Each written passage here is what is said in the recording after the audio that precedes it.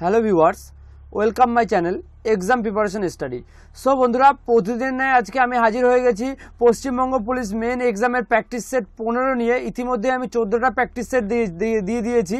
তো সেগুলো যদি তোমরা না দেখে থাকো তো তাহলে অবশ্যই এই ভিডিও ডিসক্রিপশনে চলে যাও।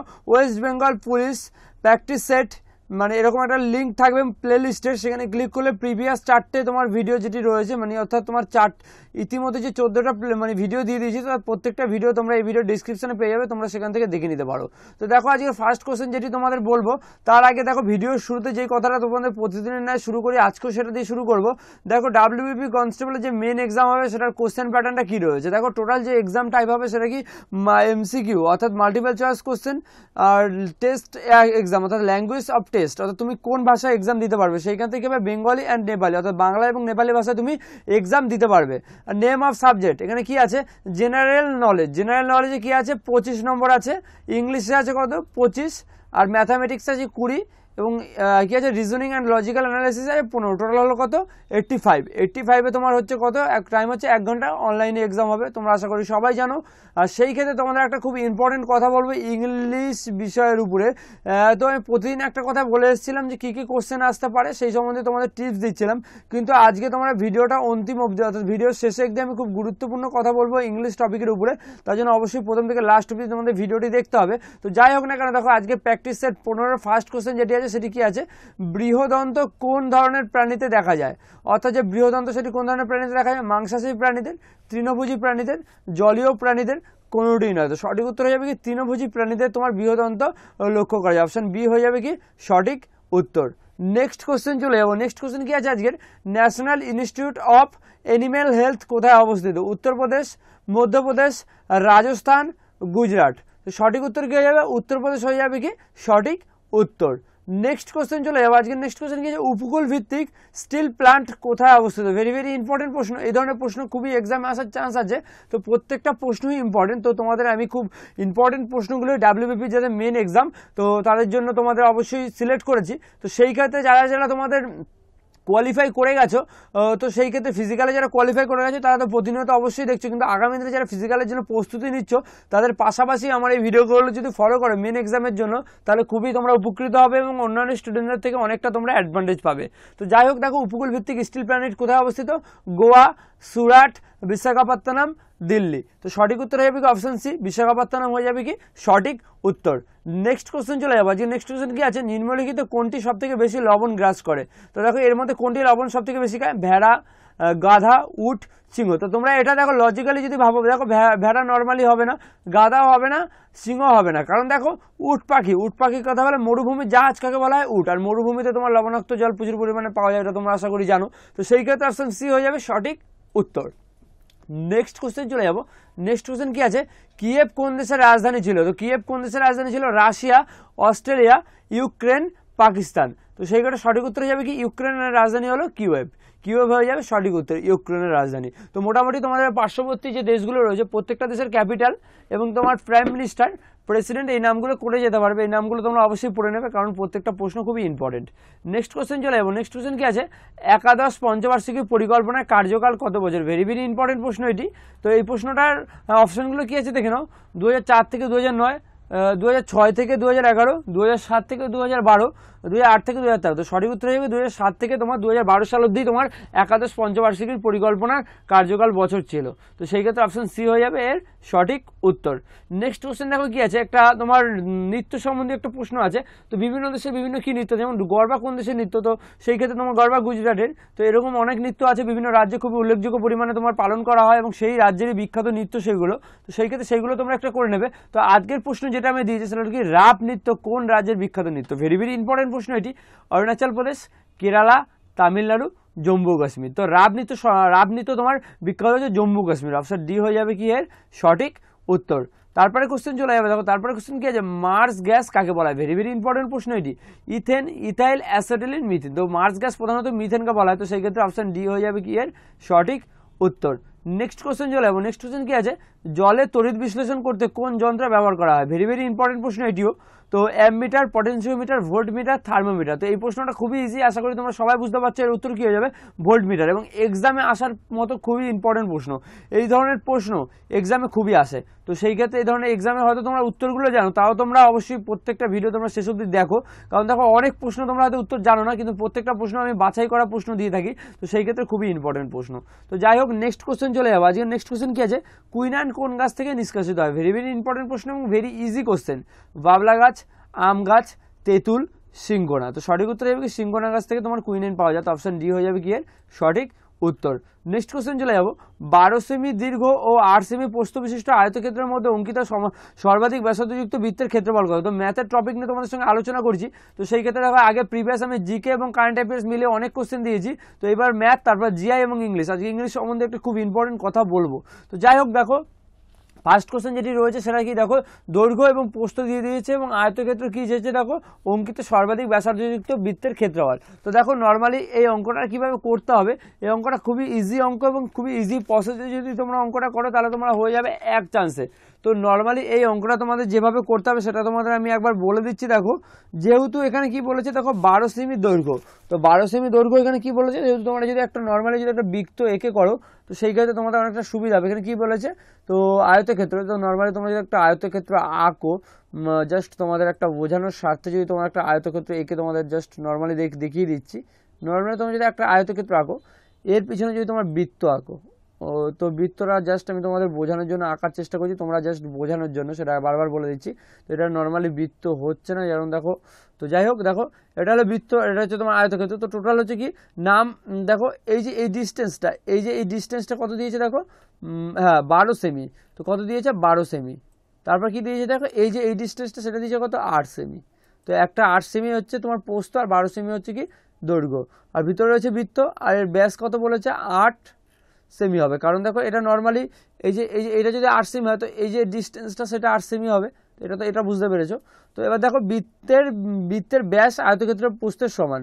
তো দেখো বৃত্তের যেটা ব্যাস রয়েছে আর প্রস্থ দুটোই সমান। তো এই ক্ষেত্রে কি হবে দেখো, বৃত্তের ব্যাস যদি 8 সেমি হয়, তো ব্যাসার্ধের অর্ধেক। তো সেই ক্ষেত্রে 8কে যদি তোমরা 2 দিয়ে ডিভাইডেড করো তো 4 হয়ে যাবে। তো 4 হয়ে যাবে সঠিক উত্তর। খুবই ইজি অঙ্ক, একবার জাস্ট ছবি এঁকে তোমাদের বুঝিয়ে দিলাম। সেই ক্ষেত্রে আশা করি তোমরা বুঝতে পেরেছো। তো মোটামুটি তোমাদের চেষ্টা করেছি বোঝানোর। তো এই ক্ষেত্রে সঠিক উত্তর হয়ে যাবে কি 4 সেমি 9, কারণ দেখো এটা হলো বৃত্তের ব্যাসার্ধ। এরপর তোমার বৃত্তের ক্ষেত্রফল, এখানে প্রশ্ন যেটা কি যে বৃত্তের ক্ষেত্রফল বের করতে বলেছে, নট ব্যাসার্ধ। এটা দেখো বৃত্তের ক্ষেত্রফলের সূত্র কি দেখো, তো বৃত্তের ক্ষেত্রফলের সূত্র হচ্ছে কি পাই আর স্কোয়ার। তো পাইয়ের মান 22-এর সাথে তোমরা সেটা জানোই। তো এখানে পাই ইন্টু 4 বেরিয়ে গেল, 4 স্কোয়ার। তো সেই ক্ষেত্রে কত হয়ে যাবে দেখো, 16 পাই। 16 পাই হয়ে যাবে কি সঠিক উত্তর। তো নর্মালি এখানে কোথায় আছে উত্তর দেখো, 16 পাই বর্গ সেমি। তো পাইটা এখানে একটু লেখা মিস্টেক হয়েছে, প্রত্যেকটা পাই রয়েছে। তো সেই ক্ষেত্রে 16 পাই বর্গ সেমি হয়ে যাবে সঠিক উত্তর, অর্থাৎ 16 পাই। নর্মালি এভাবে থাকবে। তো এই ক্ষেত্রে সঠিক উত্তর হয়ে যাবে অপশন বি। আশা করি অঙ্কটা বোঝাতে পেরেছি। নর্মালি খুবই ইজি অঙ্ক, তোমরা দেখতেই পেলে। নেক্সট কোশ্চেন চলে যাবো। নেক্সট কোশ্চেনে যে কী আছে দেখে নাও। একটি আয়তক্ষেত্রের ক্ষেত্রফল 400 বর্গমিটার, যদি ওই ক্ষেত্রফলটির প্রস্থ 16 মিটার হয় তবে ওই ক্ষেত্রটির দৈর্ঘ্য কত? তো এই প্রশ্নটা খুবই ইজি প্রসেসের অঙ্ক। তো এই প্রসেসটা কিভাবে করতে হবে দেখো, এখানে নর্মালি আরেকবার আমাকে পড়ে দিচ্ছি। দেখো একটি আয়তাকার ক্ষেত্রের ক্ষেত্রফল 400 বর্গমিটার, যদি ওই ক্ষেত্রটির প্রস্থ 16 মিটার হয় তবে ওই ক্ষেত্রটির দৈর্ঘ্য কত? তো নর্মালি এটা কি করতে দেওয়া আছে দেখো, তো তোমরা এখানে বি যদি ধরে নাও, বি ধরে যদি তোমরা করো, বি যদি ধরো 16 আর, তো সেই ক্ষেত্রে বি হলো কত 16। সেই ক্ষেত্রে এলটা তোমরা যদি বের করো, তো সেই ক্ষেত্রে তোমাদের ক্ষেত্রফল, আর ক্ষেত্রফল কত বলে দিয়েছে তোমার 400। তো ক্ষেত্রফলটা তোমাদের 400 লিখে নাও। তো সেই ক্ষেত্রে বি হচ্ছে 16। তো বি মানে কি আর এল মানে কি তোমরা আশা করি এগুলো সবই জানো, এগুলো আর বলার কিছুই নেই, এগুলো খুব শিখে আসতো তোমরা অনেকদিন ধরেই। তো 400 বর্গ সেমি। তো এবার তোমাদের কি হবে দেখো, তোমরা লজিক্যাল যেটা হচ্ছে L into V is equal to 400। এবার তোমার এল এর মানটা বের করলেই হয়ে যাবে উত্তর। তো খুবই ইজি। তো এল এর এইখানে তোমাদের কী হবে দেখো, এল হয়ে গেল, আর বি এর মানটা তোমাদের কত হয়েছে দেখো 16। তো সেই ক্ষেত্রে 16 হয়ে গেল, আর এদিকে 400 তো পেয়েই গিয়েছি, 400 তো রয়েছেই। তো এই ক্ষেত্রে এল এর মানটা তোমরা যদি ক্যালকুলেশন করো, সেই ক্ষেত্রে তোমাদের এল ইজ ইকুয়াল টু তোমাদের 25 অ্যান্সার বেরোবে। আশা করি মোটামুটি বোঝাতে পেরেছি, কারণ দেখো 25 হয়ে যাবে সঠিক উত্তর। তো অপশান এ তো অপশান এ হয়ে যাবে এর সঠিক উত্তর। তো নর্মালি দেখো খুবই ইজি অঙ্ক পরীক্ষায় আসবে, এই ক্ষেত্রে বড় ধরনের অঙ্ক এক্সামে আসবে না, সেই ক্ষেত্রে তোমাদের যত পারবো তোমাদের শর্ট প্রসেসে অঙ্ক করে দাও। দেখো এই অঙ্কটা যদি বড় প্রসেসে করতে যেতাম সেটা অনেক বড় হয়ে যেত, তো সেই ক্ষেত্রে বড়োভাবে তোমাদের শিখিয়েও কোনো লাভ নেই, কারণ দেখো জাস্ট 1 ঘন্টার মধ্যে তোমাদের 85 নম্বরে অ্যান্সার দিয়ে আসতে হবে, তো টাইমটা খুবই শর্ট। তো যাই হোক নেক্সট কোশ্চেন চলে যাবো আজকের। নেক্সট কোশ্চেন কি আছে, 1 কিলোমিটার দৌড় প্রতিযোগিতায় এ এবং বিকে 36 মিটার অথবা 18 সেকেন্ড পরাজিত করে, 36 মিটার 18 সেকেন্ডে পরাজিত করে। তো এ দৌড় শেষ করতে কত সময় লাগে? একটু টাইপিং মিস্টেক হয়ে যায়, কারণ দেখো টাইপিং মিস্টেক করার সময় অনেক সময় ক্ষেত্রে ভুল হয়ে যায়। তো যাই হোক তার জন্য আমি আন্তরিকভাবে দুঃখিত, কিন্তু তোমাদের আমি বুঝিয়ে দিচ্ছি নর্মালি টাইপিং মিস্টেক হলো। তোমরা যদি ভিডিওটা দেখো সেই ক্ষেত্রে তোমরা বুঝতে পারবে কোথায় গিয়ে আমি টাইপিং মিস্টেক করেছি। দেখো 2-1টা কোশ্চেন টাইপিং মিস্টেক হয়ে যায়। তো যাই হোক দেখো নর্মালি এই অঙ্কটা কীভাবে করতে হবে, দেখো 1 কিলোমিটার দৌড় প্রতিযোগিতায় এ ও বিকে 36 মিটার অথবা 18 সেকেন্ডে পরাজিত করে, এ দৌড় শেষ করতে কত সময় লাগবে? তো এই অঙ্কটা তোমাকে যেটা করতে হবে সেটা হলো কি, দেখো বি, একে প্রথমে ফার্স্ট তোমাকে যেটা করতে হবে বি বের করে নিতে হবে। বি 36 মিটার যায় কত? 18 সেকেন্ডে। বি 36 মিটার যায় 18 সেকেন্ডে, সেই ক্ষেত্রে বি এর কত সময় লাগবে? দেখো বি এর সময় লাগবে 18 ইন্টু 36 ইন্টু 1000। তো এই ক্ষেত্রে 1000 দিয়ে যদি তোমরা করো তো সেই ক্ষেত্রে তোমার 500 সেকেন্ড বেরিয়ে যাবে। তো বি এর মান যদি 500 সেকেন্ড বেরিয়ে যায় সেই ক্ষেত্রে এ এর মানটা বের করাটা খুবই ইজি হয়ে যাবে। তো এর সময় লাগবে কত? 500 থেকে 18 যদি তোমরা বিয়োগ করে দাও তো সেই ক্ষেত্রে তোমাদের এর মানটা বেরিয়ে যাবে। টোটাল কত বের হবে? 482 সেকেন্ড। তো 482 সেকেন্ড হয়ে যাবে সঠিক উত্তর। তো অপশান বি হয়ে যাবে এই প্রশ্নের সঠিক উত্তর। নেক্সট কোশ্চেন চলে যাবে। দেখো নেক্সট কোশ্চেন দেখো আরেকটা ম্যাথ রয়েছে। কি ম্যাথ রয়েছে? একটি নৌকা স্রোতের অনুকূলে 2 ঘন্টায় 30 কিমি পথ অতিক্রম করে, ওই একই দূরত্ব স্রোতের প্রতিকূলে অতিক্রম করতে 6 ঘন্টা সময় লাগে, নৌকার গতিবেগ কত কিমি পার ঘন্টা? তো দেখো এটাকে কিভাবে করতে হবে এটাও তোমাদের একবার বলে দিচ্ছি। দেখো এখানে কত কিমি পার ঘন্টা যেহেতু উল্লেখ করে দিয়েছে, তো সেই ক্ষেত্রে তোমাদের এই অঙ্কটা যেভাবে করতে হবে সেটা হলো, ধরো তোমাদের এখানে কি বলেছে দেখো, স্রোতের অনুকূলে নৌকার গতিবেগ। তো স্রোতের অনুকূলে নৌকার গতিবেগ হচ্ছে তোমার অতিক্রান্ত দূরত্ব বাই সময়। তো সেই ক্ষেত্রে অতিক্রান্ত দূরত্ব হচ্ছে 30/2। তো 30/2 হয়ে যাবে তোমার, আর এই ক্ষেত্রে 15 কিমি পার ঘন্টা তোমার বের করে নিলে, এটা হচ্ছে অতিক্রান্ত দূরত্ব কিমি পার ঘন্টা। তো কিমি পার ঘন্টাটা লিখে নিলে, আর স্রোতের প্রতিকূলে নৌকার গতি অতিক্রান্ত দূরত্ব বাই সমান।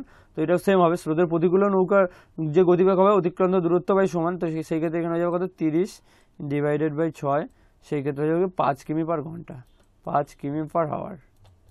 তো তারপর কি করতে হবে তোমাদের? নৌকার গতিবেগ যেহেতু বের করতে বলেছে, দুটোর গতিবেগ যেহেতু সমান বলেছে, তো সেক্ষেত্রে নৌকার প্রতিকূলে বেগ একদিকে, আর নৌকার তোমার যে অনুকূলে সেটার বেগ একদিকে। তো নর্মালি এখানে কি আছে দেখো, একটা 15 বেরিয়েছে আর একটা কত বেরিয়েছে? 5।